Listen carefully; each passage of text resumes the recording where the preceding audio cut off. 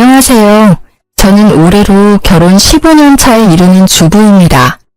사람 하나에 사연 하나씩 있다는 말이 있지만 저의 인생은 정말로 만만치가 않았습니다. 거기에는 제 성격도 한몫했을지도 몰라요. 남들에게 지기 싫어하는 성격이나 호전적인 성격, 가족의 일이라면 어떠한 것에도 굴하지 않는 모습 같은 게 말이죠. 남편은 그런 저의 모습에 끌린 사람이었습니다. 사실 저는 처음에는 남편이 그리 마음에 들지 않았어요. 너무 연약해 보이고 우유부단한 모습이 저와 맞지 않는다 생각했거든요. 그런데 만나다 보니 의외로 단단한 구석이 있는 게 어느새 저도 그 사람에게 빠져버렸어요. 시부는 그런 저를 좋아해 주셨지만 글쎄요, 시모는 그런 저를 무척 싫어하셨습니다. 게다가 시모의 형제 간 차별이 저와 시모의 사이를 더 멀어지게 만들었죠. 그리고 시아주버님은 이혼을 2번이나 하고 결혼 전부터 제 남편에게 금전 요구를 빈번히 하던 사람이었습니다. 저는 몰랐지만 젊었을 적에는 사기로 감옥도 다녀왔다더군요. 남편은 그런 문제아 시아주버님 대신에 장남 노릇을 해야 했습니다. 그러나 그 노릇을 하면서도 남편과 저는 대접 한 번 받아본 적이 없었습니다. 그날은 제사가 있는 날이었습니다. 저는 아침 일찍부터 일을 쉬고 제사상을 차리기 위해 시댁에 들러 일을 하고 있었습니다. 남편도 그런 저를 돕기 위해 일을 쉬었죠. 참 다정한 남편이었는데 시댁만 오면 위축되는 모습이 참 안쓰러웠어요. 이날에는 웬일인지 시아주버님도 오셨더라고요. 저녁 술상을 차려 방 안으로 들어가자 시모와 아주버님 그리고 남편이 심각하게 이야기를 나누고 있었어요. 아니, 심각한 건 시모와 아주버님 뿐이고 남편은 그저 불편한 표정을 짓고 있을 뿐이었죠. 야, 잘 생각해봐. 이번 사업이 성공하기만 하면 진짜 대박이야. 너 모아놓은 돈 좀 있지? 그걸로 나한테 투자 좀 해라. 이번에는 진짜 확실해. 그래, 얘. 네 형님이 이렇게 원하는데 좀 해줘. 너는 돈도 잘 벌고 아버지 돌아가시면서 목돈도 많이 모아놨잖니. 저도 돈 없어요. 요새 경기가 안 좋아서 잘 벌지도 못해요. 그리고 얼마 전에 전셋집 들어가느라 돈 다 썼고 와이프 뱃속에 애도 있는데 돈을 함부로 쓰는 건 좀... 얘는 누가 보면 우리가 네 돈 뺏으려는 것처럼 보이겠다. 그냥 달라는 게 아니라 빌려주라는 거지. 넌 어떻게 이렇게 냉정하니? 형이 이렇게 간곡하게 말하는데도 어떻게 이렇게 딱 잘라? 어머니, 정말 저도 돈이 없어요. 그리고 어머니는 모르시나 본데 형이 저번에 제 돈 빌려갔어요. 그것도 아직 안 갚았잖아, 형. 이번에는 진짜로 안 돼. 아, 누가 안 갚는데? 갚아줄 거야. 이번 투자만 제대로 성공하면 2배, 아니 3배로 돌려준다니까. 그 전에 빌린 것까지 싹 다 갚아줄 수 있다니까. 형, 제발 그만 좀 해. 나 진짜 힘들어. 이게 도대체 몇 번째야? 또 시작인가 싶어 슬슬 남편을 도우려는 때에 시모의 뜬금없는 말이 튀어나왔습니다. 잠깐만, 이렇게 하는 건 어떠니? 너희 전셋집 빼고 우리 집으로 들어와라. 어차피 노부부 둘이 사는 집 너무 커. 그리고 네 아버지 몸도 예전 같지 않아. 그러니 너희가 들어와서 살고 그 전세금 형님한테 빌려주렴. 그럼 되지 않니? 뭐하러 돈 들여가면서 전셋집에 살아. 여기서 살면 되지. 그건... 남편은 두 사람의 현란한 말솜씨에 놀아나고 있었습니다. 옴짝달싹 못하고 눈살을 찌푸리고 있는 남편 대신 제가 나섰습니다. 그건 절대 안 돼요, 어머님. 전세를 빼라뇨? 너는 빠지렴. 이 이야기에 네가 나설 곳은 없어. 아니요, 제가 나서야죠. 돈 빌려주는 사람 와이프인데 왜 제가 나서질 못해요? 게다가 그 전세금이 남편 돈만 있다고 생각하시는 건 아니죠? 제 돈도 남편 돈만큼 들어갔어요. 정말 못 배운 티가 이런 데서 나는 법이지. 어른들 말하는데 끼어들어서는... 네, 더 못 배웠어요. 그렇지만 싫다는 사람한테 억지로 돈 내놓으라고 하는 게 강도짓이라는 건 잘 알아요. 뭐? 강도짓? 너 지금 내가 강도짓을 했다는 말이니? 네, 그게 강도가 아니면 뭐예요? 칼만 안 들었다 뿐이지 지금 두 분 모양새가 강도던데요. 두 분이서 돈을 원하시면 어머니 앞으로 된 번듯한 이 집을 담보로 대출을 받으시면 되잖아요. 왜 우리 남편한테 전셋집을 빼라 말라 하시는 거예요? 싫다는 사람한테. 말을 해도 정말. 예, 강도라니. 나는 네 남편의 엄마야. 이런 소리는 충분히 할 수 있어. 그리고 네 아주버님도 마찬가지로 혈연이니 당연히 요구할 수 있지. 세상 천지에 누가 이렇게 당당하게 돈을 빌려요? 돈을 빌리고 싶으면 머리를 숙여야 하는 거 아닌가요? 둘이서 거머리 마냥 붙어서는 아주 사람 하나 피를 뽑으려고 작정을 한 것처럼 보이는데요. 거머리? 아이고, 이런 여자를 며느리라고 들리다니 무식한 데다 어른 보기를 쉽게 생각하지를 않나. 어머님, 이런 며느리가 제사상 차례상 다 차리시는 거 아시죠? 제 남편은 누구와도 다르게 다정하고 마음씨가 착해서 저는 이혼할 이유가 없거든요. 솔직한 말로 두 번이나 이혼하고 제사상도 차리지 않는 장남보다야 둘째 아들이 더 낫지 않나요? 너 말 다 했니? 어떻게 아주버님 되는 사람한테 그런 막말을 할 수가 있어? 어머님, 그러면 앞으로 입이 늘어날 식구가 있는 사람한테 전셋방 빼서 돈 빌려주라는 건 막말이 아니에요? 아니, 빌려줄 수 있어요. 이제까지 빌려간 돈 다 갚아주면요.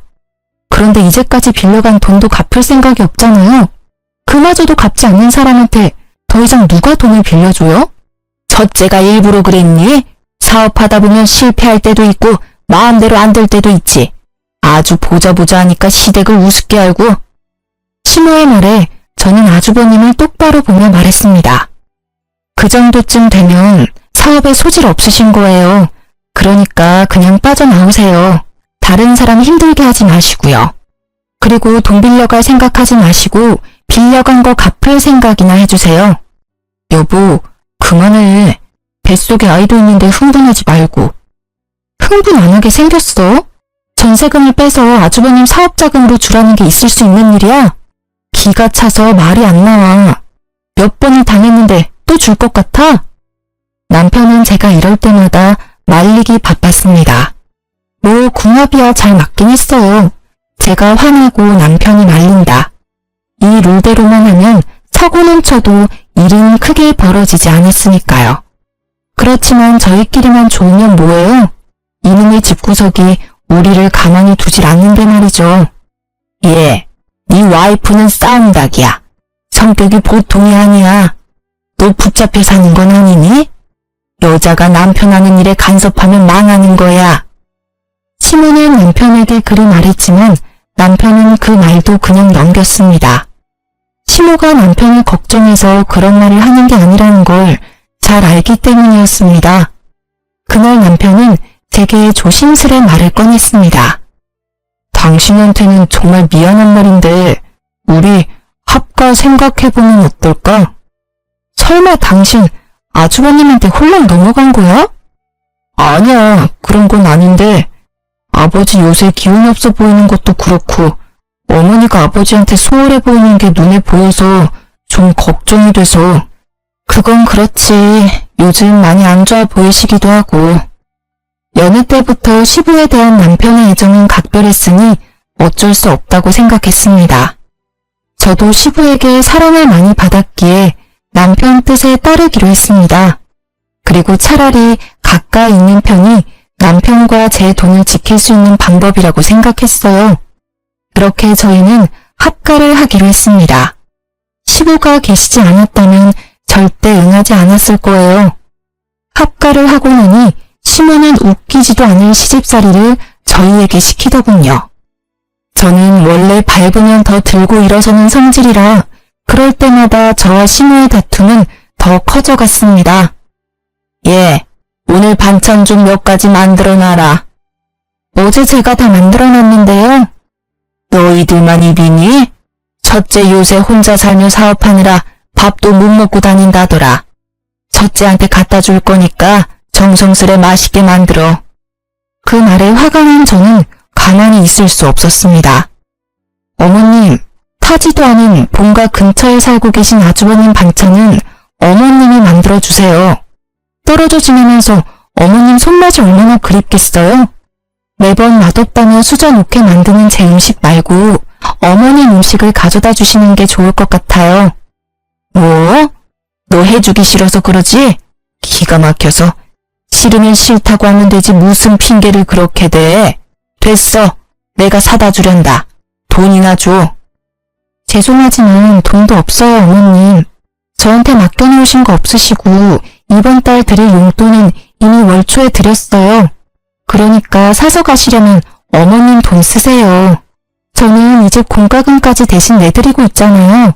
그 정도는 알아서 해주세요. 그깟 공과금 얼마나 낸다고 생색이야? 용돈도 조금만 주면서 나를 이렇게 핍박해? 용돈 50만 원이 큰 돈이 아닌가요? 저희 버는 돈도 그렇게 많지 않은 거 아시면서 어떻게 그런 말을 하세요? 그렇다고 그 돈으로 태어난 손녀한테 장난감이나 옷 한 벌 사준 적이 있으세요? 저희한테 수고한다고 밥 한 끼 사준 적이 있어요? 계속 적다고 말씀하시면 더 줄일게요. 아이고, 며느리가 시무를 잡네 잡아. 그래, 어디까지 하나 해봐라. 나도 가만 안 있을 거야. 시무는 그 이후로 더욱 악독하게 시집살이를 시켰습니다. 일하고 온 사람 피곤한 거 알면서도 운전기사처럼 끌고 다니는가 하면 동네 사람들에게 기센 며느리 때문에 힘들다며 아주 광고를 하고 다니시더군요. 그렇지만 그런 시무의 행동은 아주버님에 비하면 정말 별거 아닌 일이었어요. 시무의 시집살이가 계속되는 동안 저희 전세금을 노린 아주버님의 공작은 끊이지 않았습니다. 당신 왜 이렇게 술에 취해서 들어왔어? 술도 못 마시는 사람이 인사불성이 돼서는? 저는 남편의 모습에 의아한 마음뿐이었습니다. 다음날 잠에서 깬 남편에게 물었습니다. 어제는 술 왜 그렇게 많이 먹은 거야? 속상한 일이라도 있었어? 어제 형님이 찾아왔어. 불러낼 때는 돈 갚겠다는 식으로 이야기해서 나갔는데 도착하니 술을 엄청 먹이더라고. 그 뒤에 계속 내 카드로 비밀번호 뭐냐고 물어보는데 버티다가 결국 술 취해서 골아떨어졌지. 뭐? 아주버님이 또 자기한테 돈 달라고 그랬단 말이야? 이번에는 아예 도둑놈처럼 카드에서 직접 빼내려고 했나 본데? 아, 가족 중에 강도가 하나 있으니 진짜 힘드네. 전세금을 당신 통장에 안 넣어놨으면 지금쯤 다 털렸을지도 몰라. 술에 취해서 내가 비밀번호를 말했는지 안 했는지도 기억이 안 나거든. 말했어도 내 계좌에는 딸랑 10만 원 들었을 텐데.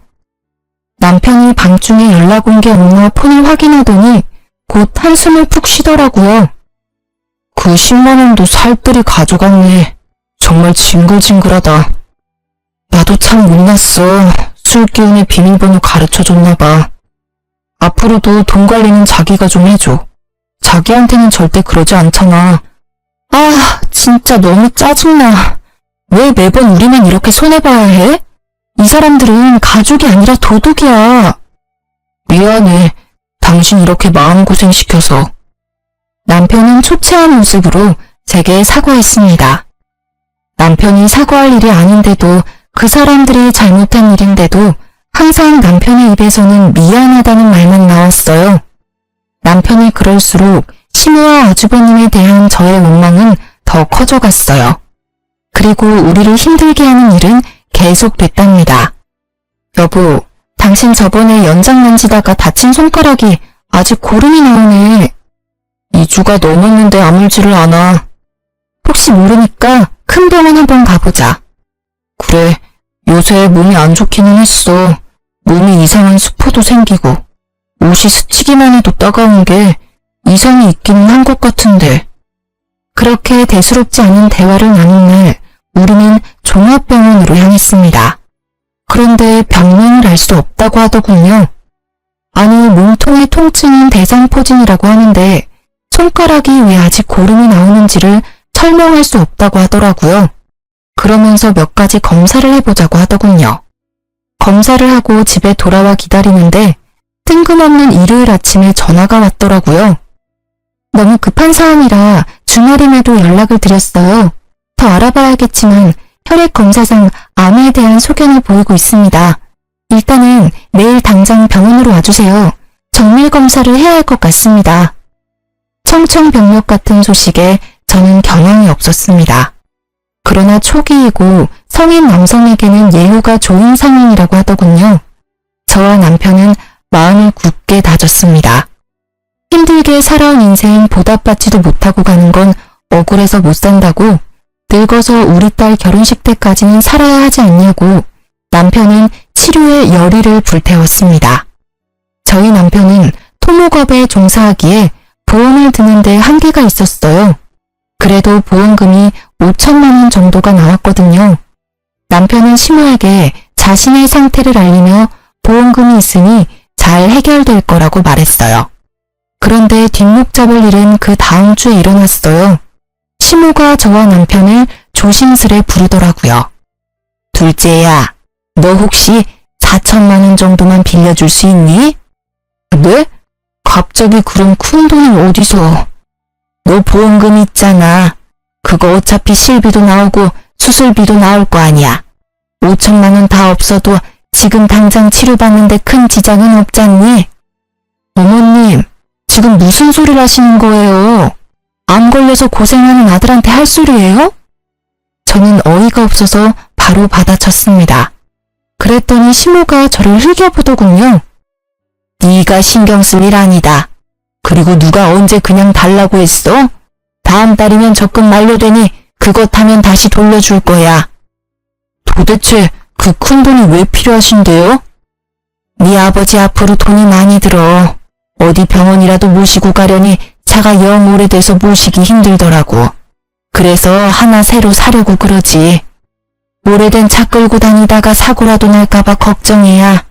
몸도 이제 힘들고 기력도 없는 양반인데 차라도 좋은 것 타면 사고가 안 나지 않을까 해서 그래. 아버님 아프시면 저희가 모셔갈게요. 굳이 그것 때문에 어머님 차를 바꾸는 건 아닌 것 같아요. 게다가 저희 처지에 4천만 원짜리 차는 너무 사치예요. 넌 매번 내가 하는 말은 안 된다고 그러더라. 그리고 병원 갈 때마다 너 일 쉬고 뛰쳐나올래? 돈 벌어야지. 애 앞길 생각하면. 그리고 자잘하게 갈 곳도 많아. 그럴 때마다 위험하게 둘 순 없잖아. 제가 절대 안 된다고 말리려 했지만 남편이 저를 다독이며 말했습니다. 아버지한테 필요한 거잖아. 그런 거면 난 빌려줘도 돼. 아버지 불편하게 다니시는 건 싫어. 남편은 아버지라는 단어가 들어가면 모든 게 약했습니다.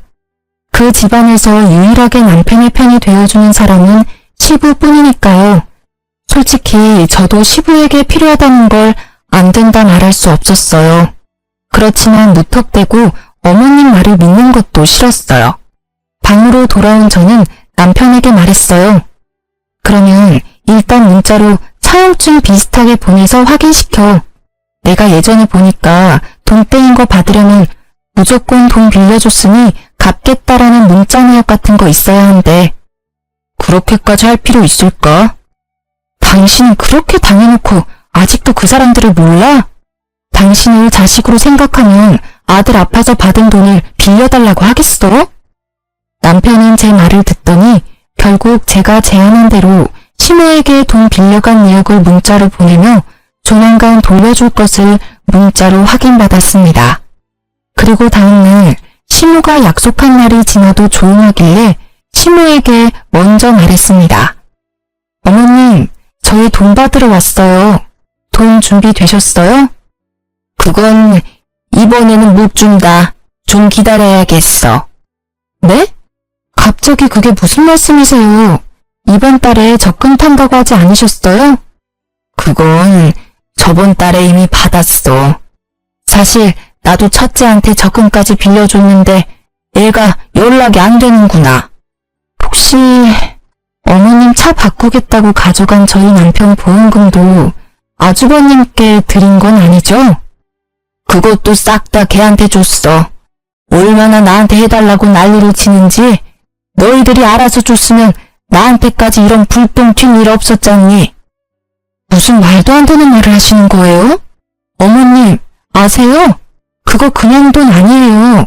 우리 남편 목숨값이라고요. 피 같은 돈이라고요. 내 적금도 피 같은 돈이야. 너희 돈만 소중하니? 못 받고 있는 건 나도 마찬가지야. 너희들은 왜 나한테 와서 이 난리야? 첫째한테 가서 직접 받아와. 애몬 사람을 괴롭혀? 어머님, 잊으셨어요? 돈 빌려가신 분 어머님이세요. 저희 증거도 있어요. 그래, 내가 빌려갔다. 너희는 늙은 시무한테 돈 빌려준 게 그리 아까워? 이렇게 빚쟁이처럼 사람 들들 볶는 건 아니지 않니? 적반하장도 유분수라는 말이 딱 떠오르더라고요. 남편은 그런 시모의 말도 안 되는 행태에 그저 주저앉아 있을 뿐이었습니다.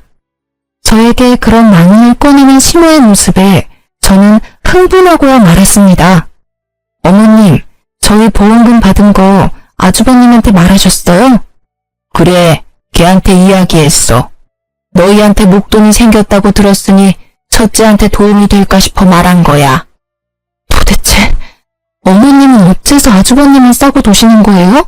남편도 어머니 자식이에요. 게다가 매번 시대고고 귀찮은 일 아무 말 없이 다 도맡아 하는 효자라고요. 그런 자식한테 이러시는 거 부끄럽지도 않아요? 내가 왜 부끄러워야 하니? 네 남편이 내 자식이라고? 절대 아니야. 둘째, 너는 내 자식이 아니다. 네 아버지 자식이지. 어디서 굴러먹었는지 모를 년이랑 붙어먹어서 데려온 사생아. 나는 너 절대로 내 자식이라고 인정 안 해. 내 자식은 첫째뿐이야. 네? 시모의 폭탄 발언에 남편은 놀라 벙벙한 표정이었고 저는 저대로 당황해 말이 안 나오더군요. 그런 한편으로는 이 상황들이 이제야 이해가 가기 시작했습니다. 너 3살 때 네 아버지가 너를 데려왔어. 우리 호적에 입양시키자고. 나는 첫째 아들이 있는데 왜 또 아들을 데려왔나 싶었어.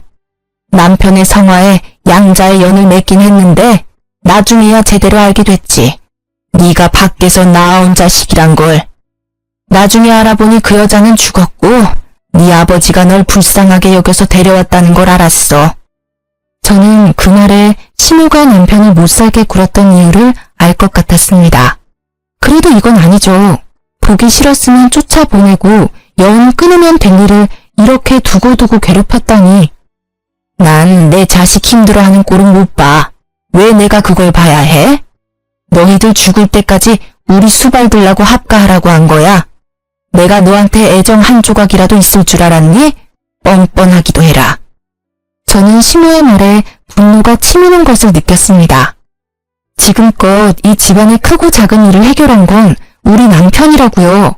매번 사고만 치는 아주버님이 뭘 해준 게 있다고 매번 감싸는 건데요. 평소에는 집에 오지도 않다가 돈만 필요하면 어슬렁거리며 와서는 사람들 돈 다 빌려서 가져가서는 안 갚고, 그런 사람이란 걸 알면서 어떻게 우리 남편 보험금을 가져가서 그런 사기꾼한테 전해줄 수가 있어요. 어머님도 똑같아요. 똑같은 사기꾼이라고요. 누가 사기꾼이야? 우리 첫째는 그런 짓 안 해. 재수가 없어서 계속 미끄러지기는 하지만 걔도 뒤에서 잘 받쳐주면 성공할 거라고. 보험금 그게 그렇게 중요해? 그냥 팍 죽어버리지 그랬니? 꼴도 보기 싫은 네 얼굴 볼 때마다 짜증이 얼마나 나는지 알고는 있니? 차라리 네 아버지를 닮았으면 정이라도 조금은 갔을 것을. 그 여자를 빼다 박았는지 정이라고는 안 가는 얼굴을 하고선. 그만하세요. 그런 소리 들을 만한 사람 아니에요. 어머님만 그런 줄 아세요? 저도 똑같아요. 아주버님 얼굴만 보면 치가 떨린다고요. 이번에는 어떤 사고를 쳤을까, 또 돈을 요구하면 어떡하나 하면서. 그러니 이번에도 아주버님 감싸주시면 저 진짜 용서 못해요.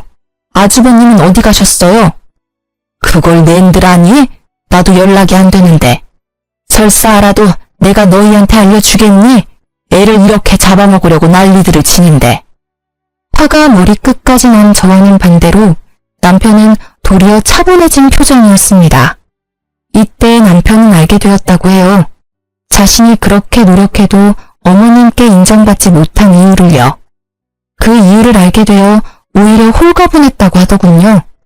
결국 돈 4천만 원을 사기로 잃게 된 저희는 이제 치료에만 집중하자며 시댁에서 나오기로 했습니다. 아파서 요양하겠다고 하니 시무가 막지는 않더군요. 잘못한 일이 있으니 잡지 못한 것도 있겠죠. 그 뒤 시부가 죽고는 시댁과 완전히 연락이 끊어져 2년도 이대로 끊어지나 하는 작은 기대를 하고 있었어요. 그러나 그것도 1년을 넘기지는 못했습니다. 남편은 1차 치료를 끝내고 요양 겸 쉬고 있던 중이었습니다. 저는 그런 남편의 수발을 들기 위해 일을 그만두고 퇴직금을 받아 나온 상태였죠. 그날의 평화를 깬 것도 시모의 전화 때문이었습니다. 너 혹시 돈 100만 원 정도만 빌려줄 수 있니? 갑자기 전화하셔서 또 돈 이야기세요? 이번에는 뭐 때문에 필요하신데요? 말하는 꼰세하고는 친구 아들 결혼시킨다고 해서 축의금 하려고 그런다. 요새 너희들이 도통 들리지 않으니 돈이 없어서 말이다. 너희도 그렇지 한 번도 연락을 안 해? 매달 시댁에 용돈을 드리던 저는 그 당시 괘씸한 마음에 돈을 돌려받기 전까지는 용돈을 드리지 않기로 결심했었어요. 결국 돈이 궁해진 시무가 연락을 하신 거였어요. 그런데 어째 기분이 이상하더라고요. 친척 집에 축의금을 내도 그것보다는 적게 낼 양반이 갑자기 100만 원? 물론 그 금액을 다 축의금에 내지는 않아도 뭔가 쓸 곳이 있을 거라는 생각에 시모의 뒤를 쫓았습니다. 돈이 얽혀있으면 꼭 등장하는 아주버님 생각 때문이에요. 시모가 택시를 타고 내린 곳은 어느 화려한 예식장 앞이었습니다. 소문으로도 대관료와 식대가 어마어마하다는 이 예식장에 시모는 무슨 일로 들렸을까 하는 차에 저는 소름이 쫙 끼쳤습니다. 로비 화면에 떠있는 결혼 커플 사진에 아주버님의 얼굴이 떡하니 붙어 있었기 때문이었습니다. 감히 내 남편 안보험금을 사기쳐놓고 이런 비싼 곳에서 결혼식을 할 생각을 하다니 화려하게 치장된 그 모습이 괘씸해서 화를 주체할 수 없었습니다. 애써 냉정해진 저는 드디어 꼬리를 잡았다고 생각했습니다. 가만 보니 아주버님의 결혼식에는 시부모가 아닌 다른 사람이 혼주석에 앉아 있었습니다. 세 번째로 하는 결혼식임을 숨기고 싶었던 건지 그것도 아니면 집안 사람들이 가진 부정적인 이미지를 상대 측에 알려주고 싶지 않았던 건지도 모릅니다. 저는 아주버님이 대화를 나눌 때 불쑥 끼어들었습니다. 안녕하세요. 오랜만에 뵙네요. 제가 나타나자 아주버님의 얼굴이 굳었습니다. 그러더니 다른 사람들에게 잠시 실례한다며 저를 옆으로 끌었습니다. 여기는 어떻게? 그러게요. 제가 여길 어떻게 왔을까요? 그런데 결혼식을 굉장히 성대하게 치르시네요. 축하드려요. 그런데 우리 할 얘기가 있죠? 재수씨, 나 30분 뒤면 결혼식이에요. 결혼식 끝나고 이야기해도 되잖아요. 남의 경사에 초를 치러 온 것도 아니고. 무슨 말씀을 그렇게 하세요. 정 원하시면 저는 여기서 말씀드려도 괜찮아요. 하객 알바까지 쓴 것 같은데 정말로 괜찮으신 거 맞아요? 아내가 될 예비 신부님이 모든 걸 알아도? 알았어요. 잠시만요. 아주버님은 저를 데리고 호텔 객실이 있는 층으로 향했습니다. 사람이 없는 걸 확인한 아주버님이 먼저 소리치더군요. 도대체 왜 이러는 겁니까? 어떻게 성사시킨 결혼식인데 이렇게 행패를 부려요? 행패요? 동생 보험금 가지고 치르는 결혼식이면 저도 관여할 수 있죠. 어머님한테 받은 남편 보험금 어쨌어요? 내가 뭘 받았다고 그래요? 딱 잡아떼는 아주버님 모습에 저는 코웃음을 쳤습니다. 당신이 어머님 시켜서 우리 남편 보험금 강탈해 간 거 내가 모를 줄 알아요? 사람을 우습게 보는 것도 한두 번이지. 우리가 아무것도 안 하니까 쉬워 보이나 본데 남편은 몰라도 나는 아니에요. 막말로 지금 당장 이 결혼식 뒤집어 엎을 수도 있고 당신 같은 사기꾼 민낯 알려주는 건 일도 아니야. 뭐? 사기꾼? 나 니네 남편 형이야. 못하는 말이 없네. 내가 왜 사기꾼이야? 그 돈 돌려준다고 몇 번을 말했어. 그리고 어머니가 준 건 어머니 돈이라고 생각해서 받은 거였어. 그만 잡아 떼세요. 어머님이 벌써 말씀하셨어요. 아주버님이 남편 보험금 필요하다고 했다면서요? 그러면서 어머님 시켜서 돈 가져가서는 안 돌려줬다던데요? 돈을 받은 건 사실이야. 인정할게. 그런데 여기 와서 이럴 건 아니잖아. 진정하고 우리 대화로 해결해보자고. 진정? 대화. 저기 아주버님, 저요, 세상 둥글게 살고 싶은 사람이에요. 누구는 화내고 싶어서네요. 예전부터 그랬잖아요. 매번 우리 남편한테 돈 빌리고 안 갚고 상습이잖아요. 제가 본 것만 수십 건이에요. 가져갔으면 갚을 생각을 해야지. 남의 돈으로 호사스럽게 살면서 사람 우습게 보는 것도 정도가 있죠. 그리고 대화로 해결될 일은 아니죠. 돈을 가져와야 될 거 아니에요. 제 목소리가 커지니 아주버님은 당황했습니다. 알았어. 그럼 이렇게 해. 오늘은 바쁘니까 내일 어떻게든 돈을 마련해서. 제가 아주버님 수법에 당한 게 몇 년인데요. 지금 당장 준비하세요. 결혼식 끝날 때까지 안 주시면 저도 성심껏 이 결혼식 정성스레 망쳐드릴 테니까요. 아니, 하루도 못 기다려? 하루고 한 달이고 지금 몇 년 전에 빌려준 것도 안 갚으셨잖아요. 그리고 기다릴 필요가 어디 있어요? 이번 결혼식 친척 빼고 친구들 하객은 진짜죠? 친구들 엄청 많으신데 축의금으로 갚으시면 되겠네요. 그걸 가져갈 생각을 하다니. 그건 내가 받은 내 결혼 축하금이라고요. 다른 사람들의 성의가 있는 돈을. 그 돈은 성의가 있는 돈이라 괜찮고 동생 보험금은 성의가 없는 돈이라 안 돌려주는 거예요. 그리고 우리 남편 돈은 목숨이 달려있는데 가져가셨잖아요. 피차 일반이에요. 계속 안 주신다고 하시면 저 내려가서 다 말해버릴게요.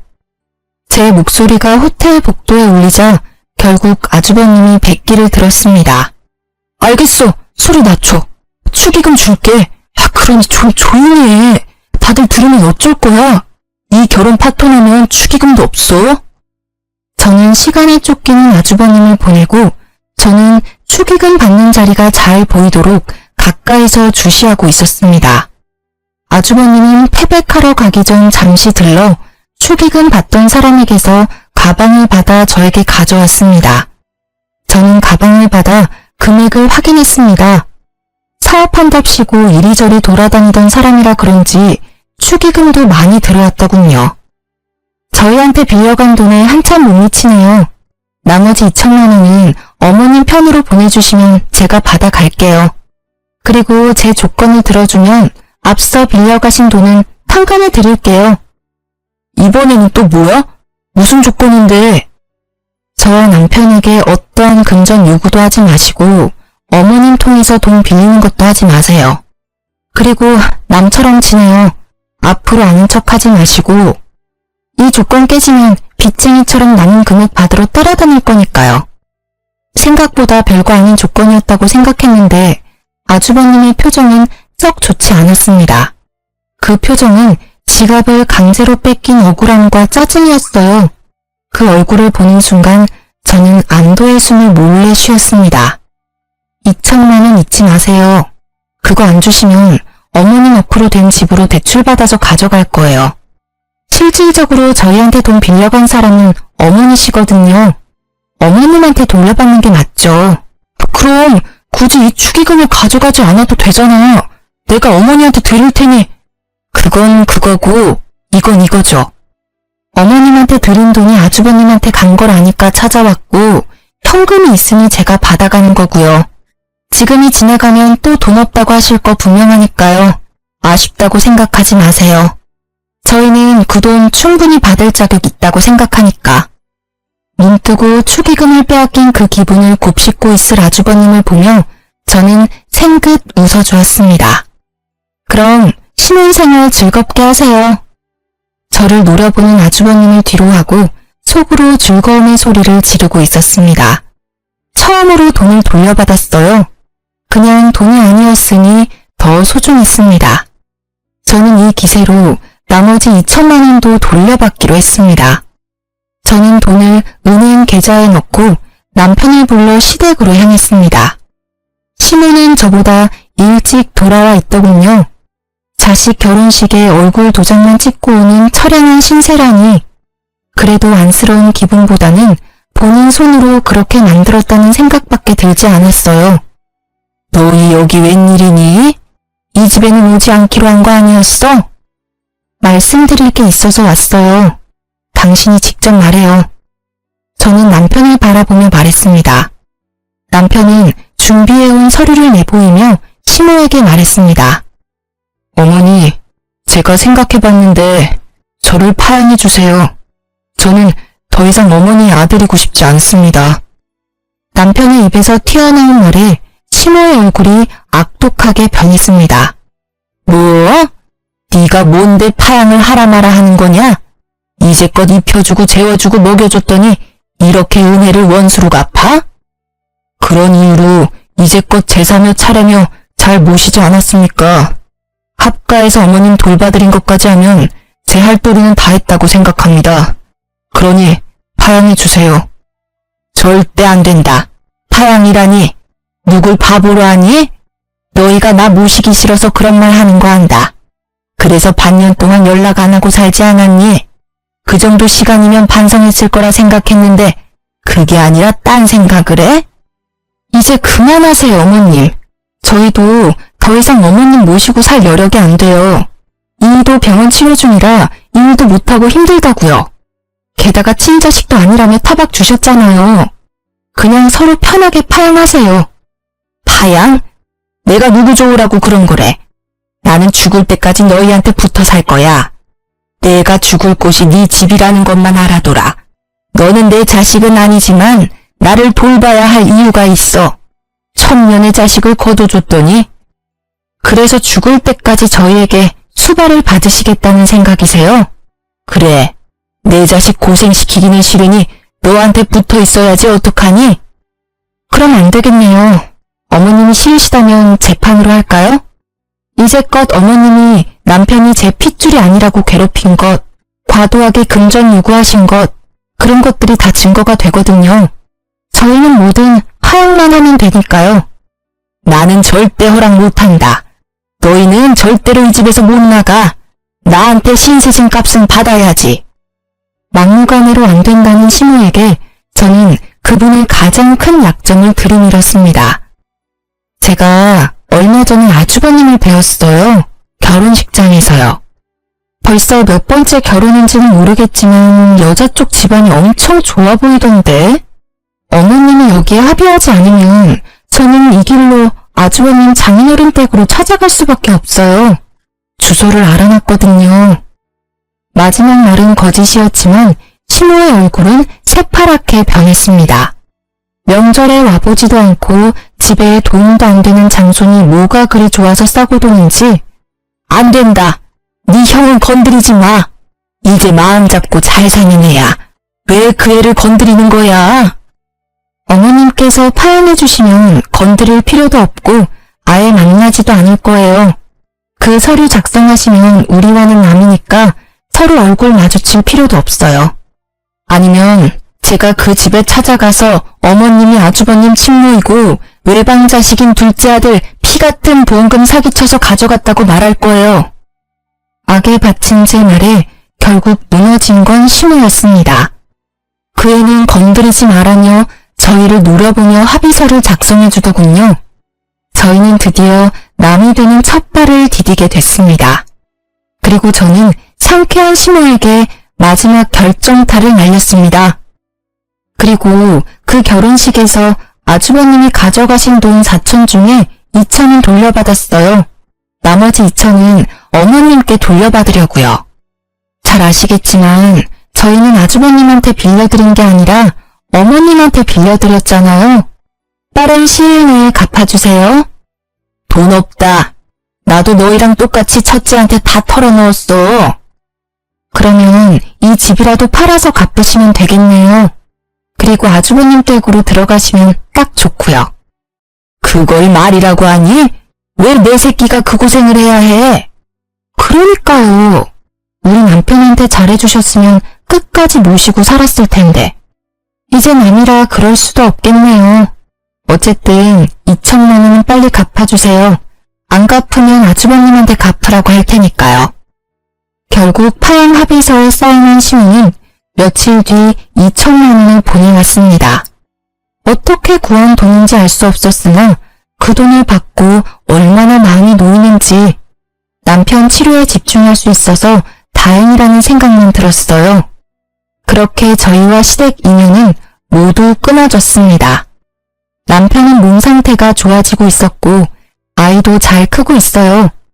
한번 시모가 저희를 찾아온 적이 있었어요. 시모의 남동생, 그러니까 남편의 전 외삼촌이 저희에게 시모를 데려왔더라고요.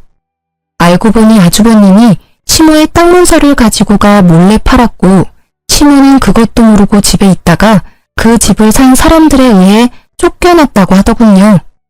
그래서 너희가 네 모친을 받아주면 안 되겠니? 죄송합니다. 이제 법적으로 저와 관련 없는 분이세요. 제가 모실 이유 없습니다. 여기서 이럴 게 아니라 형님께 모시고 가세요. 어머님이 그리 아끼셨으니 잘 모실 겁니다. 봐라, 이 악독한 것들. 길러준 은혜도 모르는 이 망할 년놈들. 내 자식으로 키워줬더니 이렇게 은혜를 원수로 갚아? 어머님, 말씀은 똑바로 하셔야죠. 은혜를 원수로 갚은 건 어머님이세요. 그러게 차별하지 말고 잘 키워줬으면 지금쯤 저희 남편이 어머님께 잘했겠죠. 장인 장모한테도 그리 살뜰하게 대하는 이 착한 아들을 어떻게 그렇게 모질게 굴어서 정을 떼게 만들어요? 당신 그만해. 어쨌든 외삼촌, 다시 한번 말씀드리지만 저희는 못 모셔요. 헛걸음하시게 한 것 같아 죄송하지만 형님께 가보시는 게 좋을 것 같습니다. 끊어내는 남편 말에 외삼촌이 머뭇거리며 말했습니다. 너의 형님은 얼마 전에 사기죄로 감옥 들어갔단다. 나도 자세히는 모르는데 그 결혼한 여자 집안에서 사기를 쳤다고 하더라고. 누님도 그놈이 친 사기에 빚쟁이들이 찾아와 난리치는 바람에 고생 좀 했다. 넌 그런 얘기를 뭐하러 해? 누님, 이제 그만 좀 하세요. 땅 문서 갖고 도망친 놈 뭐하러 두둔하시는 거예요? 마음을 곱게 쓰셨으면 말년에 이 고생은 안 하셨을 텐데. 남이사, 마음을 곱게 쓰던 못생기게 쓰던 그게 너랑 뭔 상관이야? 상관이 왜 없어요? 얘들까지 안 받아주면 누님을 제가 모셔야 한다고요.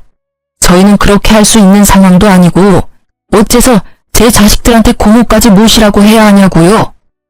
왜 네가 모셔? 나 여기에 두고 가라. 죽더라도 여기서 죽어버릴라니까. 제발 좀 그만하세요. 자식을 어떻게 키웠으면 늙은 놈 혼자 사는 집을 몰래 팔아버릴 수가 있어요? 제 엄마 무시하고 혼주석에 알바를 올릴 생각을 하냐고요? 사기치고 나서 누님한테 다 뒤집어 씌우는 그런 몸팽이에요. 누님, 제발 정신 좀 차려요. 친자식이 저런 짓 한 거면 이미 폐륜이나 마찬가지라고요. 그래도 내 자식이야. 내 핏줄이라고. 그놈이 그런 짓을 했어도 나는 후회하면 안 된다. 그러면 그년한테 지고 마는 거야. 외삼촌에게 한 소리 들은 시모가 되려 화를 내자 외삼촌이 한숨을 푹 쉬며 고개를 절레절레 흔들었습니다. 이후 어쩔 수 없이 외삼촌이 시모를 모시고 갔습니다.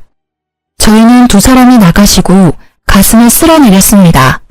만약 파행을 하지 않았다면 아주버님의 사기에 대한 여파가 우리에게까지 미쳤을지도 모른다는 생각을 했거든요. 나중에 외삼촌이 시모를 요양원에 모셨다고 하더군요. 그렇게 진짜로 저희와 시모의 연은 끊어졌습니다. 적고 보니 정말 파란만장한 일들의 연속이네요. 남편은 병마를 딛고 지금은 일도 다시 시작하며 잘 지내고 있습니다.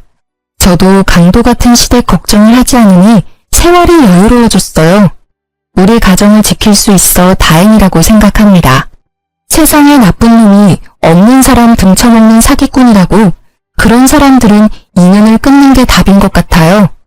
긴 사연을 들어주신 분들에게 감사의 마음을 드리고 싶네요.